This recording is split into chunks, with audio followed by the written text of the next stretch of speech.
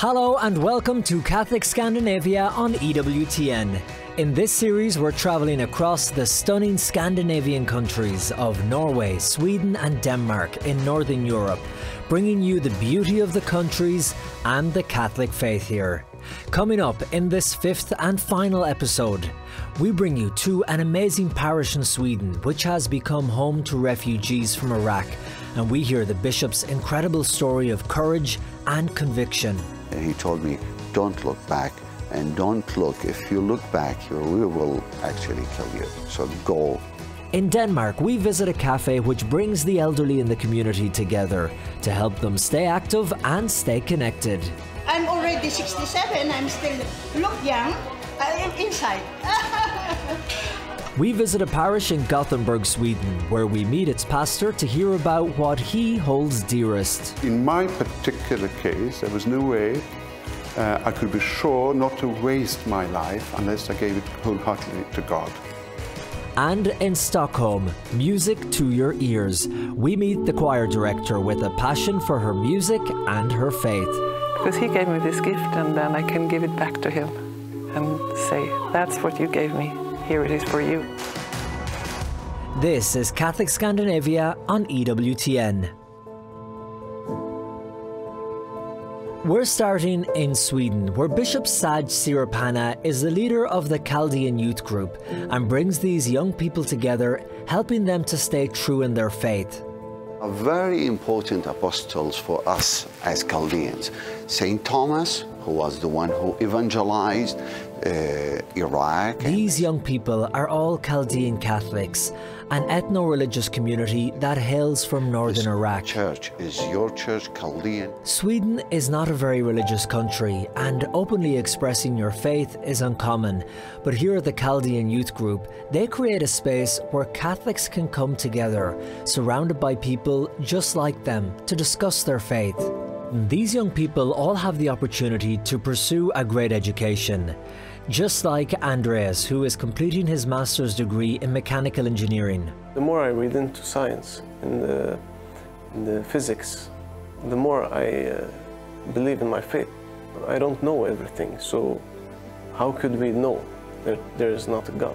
Today is their weekly meetup where they share their experiences and challenges with one another. We talk about spiritual things, how hard is it to be Chaldean, to be Catholic, to be an Iraqi here. Nama is an active member, and like everyone else in this group, she fled Iraq during the war. I was in high school in Iraq, and it was like they started killing everyone around us. They started kidnapping girls for money. Her family first fled to Syria and then to Sweden, where they've been living for 11 years. I miss the house that I was born and raised in, and I miss my cousins, and I miss my life there. It's really hard not to see them. Ivan was born in Turkey while his parents were fleeing Iraq. He grew up in the Catholic faith and was a leader in his local Catholic youth group. I'm always like doing things in the church to keep me alive in the church and try to live the church life. With the youth group, we meet every Friday, and we always see the bishop in the church. He always come to the people and talk with us and be with us. I feel like he wants to be with the people always, as much as he can. I was born in 1972 in Baghdad from a Catholic family. It was a very simple life, very quiet, peaceful. Bishop Saad Sirop Hanna has a fascinating story himself and can relate to these young people in a unique way. In 2006, he was a parish priest in the southwest of Baghdad, where tensions were rising and Christians were considered as siding with the American invaders. I insisted to remain with the people. I thought of leaving. So many good people, also good friends actually. Even my bishop sometimes told me, if you want to leave, then you can leave. You can go and come to the area, not staying there. But I said, and with some other my brothers in the priesthood actually, we insisted to remain because there were people, there were Christians there actually. So we insisted to remain with them. and I wanted to keep to remain with my people, with my parish. Bishop Hanna couldn't walk away from his parish in their time of need, but on one occasion, things took a turn for the worse. I finished my Mass. We had a very small celebration after the Mass. Then going to the seminary, we had a seminary there, so going to the seminary where I used to live actually, and they stopped me 100 meters from the church. Bishop Hanna was kidnapped by a group associated with Al-Qaeda. This came as a huge shock because he had strong relations with the Islamic community, and a priest had never before been kidnapped in Iraq. I was very good with the people, even with the Muslim in the area. The Muslims actually used to come to the church. We used to help them when we can, actually. There were so many poor people at that time, even from Christians, from Muslims. So we used to do charity for all these people. So I had a very good reputation in the area. Bishop Hanna was held captive for 28 days and accused of colluding with the Americans. His captors repeatedly told him as they beat him with the butt of a gun, "You will be a Muslim." He resolutely refused to betray his beliefs and was assaulted numerous times for this. They wanted, in my opinion, to hit the core of the Christian community in that area, because I was the only parish actually opened until there were 4 parishes in that area. 3 of them, they were closed actually, and the priest left the churches. So I think they wanted to hit the Christian community in that. At that time, I asked God, why me? I was a good priest. Why is this happening to me? It tested his faith, but he kept praying and remembering that God was with him. I read the Quran. I know so many of it, actually. So I used to defend also my faith, explaining to them what's the meaning of these verses when they speak about Jesus, about Isa, about Maryam, about Jesus as the Word of God and the Spirit of God. So that was, I think, a way to just to tell them that I felt that God is with me, that He is speaking in me. After 28 days in captivity, Bishop Hanna was told he was going to at last be released. I said, no, I don't believe you. I think that you're going to kill me. He said, no. The head of that group actually said, no, we're going to finish you. They put him in a car and drove for an hour before taking him out of the car and removing his blindfold. Began to see a little bit in front of me, and he told me, don't look back, and don't look. If you look back, we will actually kill you, so go. Frightened to look back, he kept running for the highway. I was afraid. I had so many different mixed feelings, actually, between anger and fear, but also maybe some hatred. But he remembered the Lord's teaching that good people do not hate, and so he refused to hate his captors. Today, Bishop Hanna is focused on reconciliation and calls on the whole world to protect Eastern Christians who are exposed to the worst forms of persecution. He was appointed as apostolic visitor for Chaldeans residing in Europe, and now he serves this vibrant community, the first Chaldean Catholic Church in Sweden. I'm trying to revive the community here, to collect all the Chaldean families again and try to serve them, try to give them a reason actually to feel that they are one church, one people. He's really trying to learn and get involved with the youth people that only speak Swedish. So he's really trying, and that passion that he has is a really strong thing that I really like about him. Led by the bishop, these young people put their faith into action by volunteering to help people with Down syndrome who gather here in the parish hall at the church. Together they talk, laugh and dance.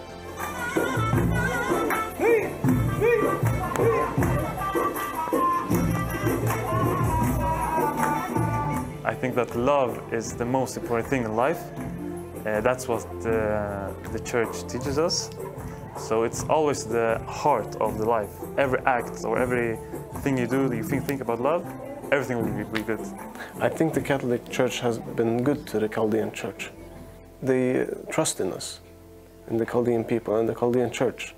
We're a big part of the Catholic Church in Sweden. We all living a normal life, but we have a faith, so we encourage each other to live that faith. It reminds me of like my values and the important things in my life. Well, I am proud of you, really. I'm proud that these young people, these Chaldean youth people, and thank you. Thank you for everything you do here. Thank you. You're watching Catholic Scandinavia on EWTN. And we're in Copenhagen, Denmark next at the Caritas Elders Cafe. This is a community centre set up by Jennifer Stilling, where every Wednesday, Jennifer and the other volunteers welcome the older people of the community. They can eat here and they can talk to each other, get in touch like a bonding. Along with her husband, Jennifer travelled all over the world. And it was on these travels that she observed many older people who were alone with no sense of community. Some of them, they don't get out of their apartments. They just stay there and do nothing. They don't have the capacity, or maybe people don't ask them to get out. And I asked them to get out because I invited them here. So they can get out, and then I made a group of officers and volunteers. So I asked them to pick them up on the way to the Elders Cafe. The Caritas Elders Cafe welcomes all elders, men and women of all faiths, and sees about 20 to 30 guests on a regular day. The volunteers take extra care to welcome new people and learn about their lives. Most of the people coming in here belongs to the Catholic Church, and they do understand. And actually, it was also them who are inviting other old people whom they knew they cannot get out and join other social activities. Jennifer grew up in the Catholic faith and was a student leader in the church. Having previously studied chemical engineering in the Philippines, she came to Denmark to continue her education. And now Jennifer is working towards the expansion of the Elders Cafe and is hoping that they can continue to reach more elderly people. Now we are given a chance to open also on Fridays because I cannot take them, all of them, on a Wednesday. So we have another day that is a Friday evening. I feel very happy. I feel very relaxed, and I think I want to continue this kind of jobs. I am happy to take care of them.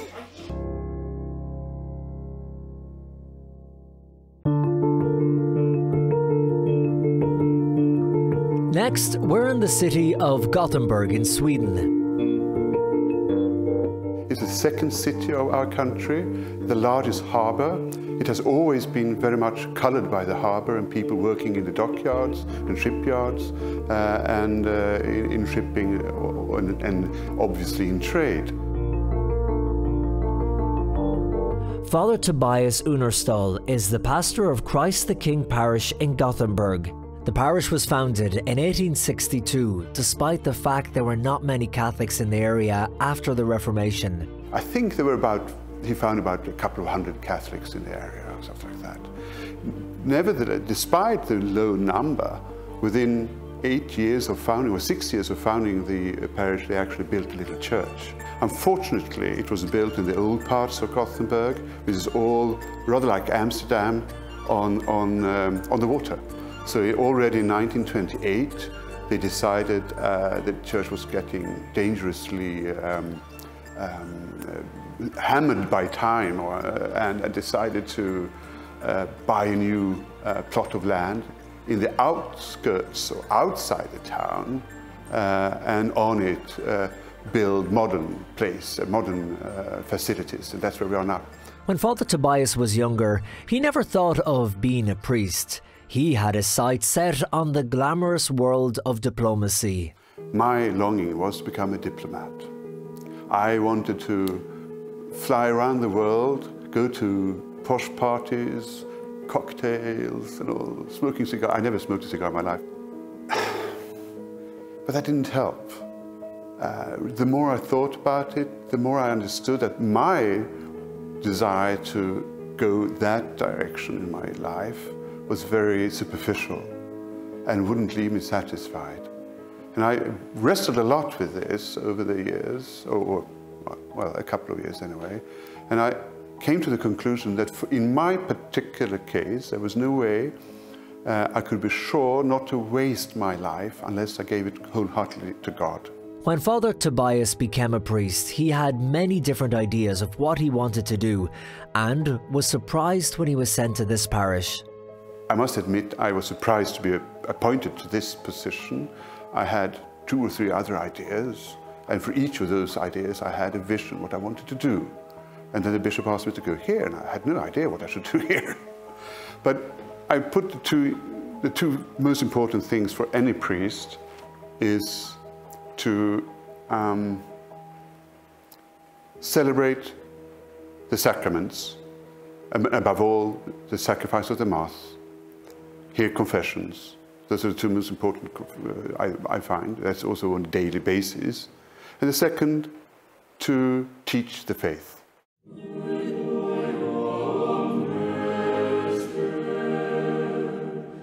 I remember when Bishop Brandenburg, our present bishop's predecessor, he's now deceased, he said to me just before ordination, "You must be very happy now having reached your goal." And I said, "Your Excellency, my goal is not to be ordained. My goal is that when I die one day, they will say he was a good priest."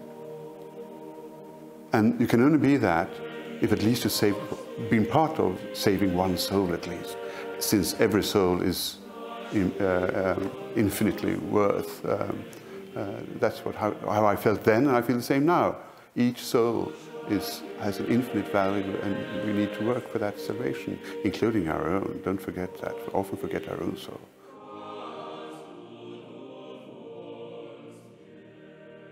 Our parish is a privilege with many young people, many young adults, and they want to give, they want to do something. And rather than being in campus ministry, they're actually in the parish ministry, and that's a great joy. Nicholas Fredestad works as a school psychologist and is one of the young members of the parish. Sometimes you are tempted to run away from your faith, of course, and which has been the case for me too. But at the same time, when you experience for some time the life, the secular life, and you live that in a way, you see that it's not so meaningful. I mean, it's quite empty, and you can feel that. You also, from your friends who are not Catholics, who are not believing, you have this. You can sense that there is something missing in their lives. Nicholas leads a prayer group for young adults here in the parish, which he feels is important for young Catholics to be there for one another. Well, they feel that they're not alone, like they're not alone in this country. Our main idea, main theme of our organization is that we pray for the conversion of Sweden. Core to the young adult prayer group is the promotion of the liturgy and the beauty of the Mass, giving young men the opportunity to serve Mass in the traditional form. Something very important in the Legion of St. Eric is, of course, the liturgy and the beauty of the Mass. Usually we have the traditional Latin Mass on our activities, sometimes also the new one, so it's but usually that, and I've seen from my experience that it's something that speaks to the young in a special way.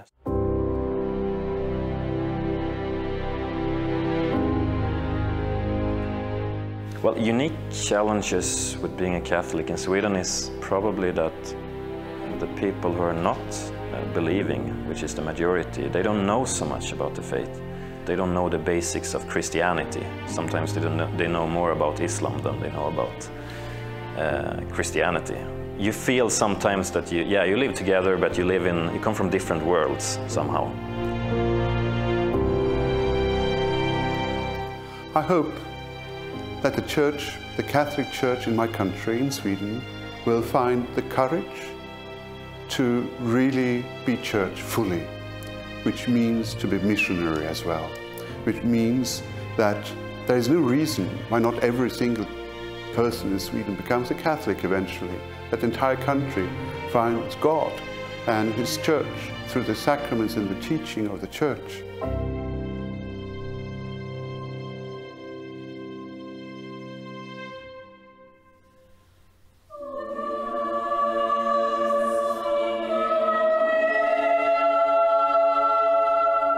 Sweden has many choirs, but this is one of the most beautiful. It's a youth choir at St. Erik's Cathedral in Stockholm, and it's directed by Elisabeth von Waldstein. She is a teacher from Austria who came to Sweden after a plea from Pope John Paul II. And I studied actually piano and cello, but then I came to Sweden. I am also a member of Opus Dei, and John Paul II asked at the time that it should start here in the northern countries. So I thought, well, somebody needs to come here, so I offered myself to come here. And so when I got here, I got the job as a choir, actually first as a cantor here in the church, and then choir leader. The young people in this choir are a minority, as here in Sweden, Catholics make up just 1% of the population. Most of the country has no religion, so being part of a choir like this with other young people helps them stay strong in their faith.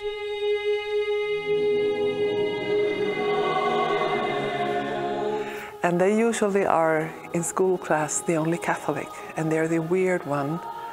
So they really need contexts where they feel like, here we can breathe, here we're not the weird ones, here we are the normal ones, here we have a kind of community with the others, here we kind of feel relaxed and feel at home.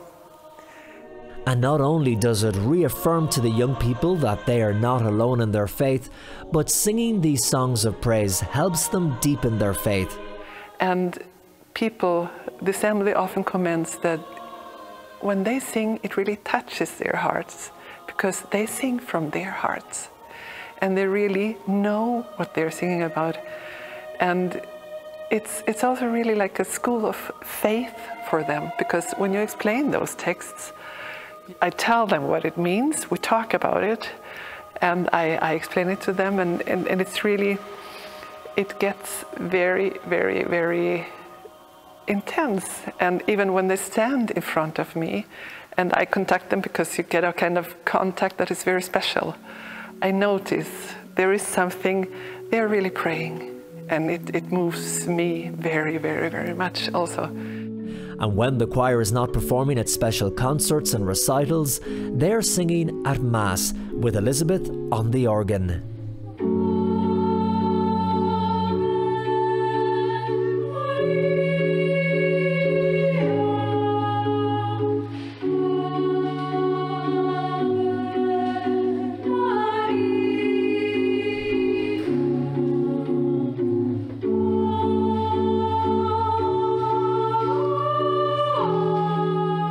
The sound of a choir is something that always impresses me, because I always think singing is the only instrument that is made by God Himself, and that God made us with different voices to be able to sing in harmony. I mean, that's so incredible.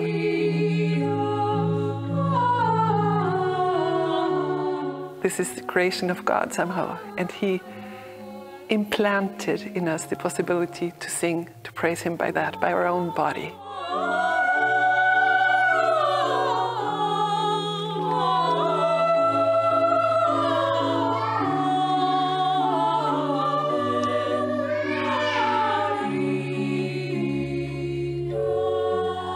But I think beauty is such a great reflection of God Himself, because it has no other explanation.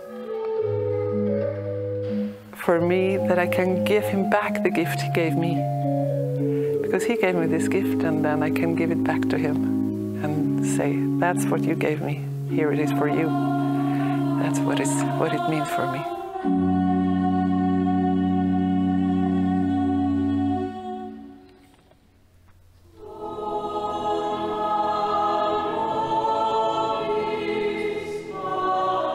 That's it for this series of Catholic Scandinavia on EWTN. We have travelled across Norway, Sweden and Denmark, shining a light on the people who make up the Catholic Church in this region and the history and beauty of the faith here. We hope you enjoyed travelling with us, and until next time, thank you for watching and God bless.